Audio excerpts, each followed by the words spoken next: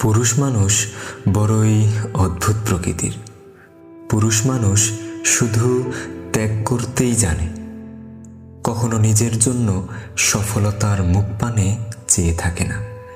পুরুষেরা সফলতা অর্জন করতে চায় কখনো তার মা বাবার জন্য, কখনো সফলতা অর্জন করতে চায় প্রিয় মানুষটাকে মনের মতো করে পাওয়ার জন্য, কখনো পরিবারের অন্যান্যদের জন্য সফলতার দ্বার প্রান্তে এসে দাঁড়ায়।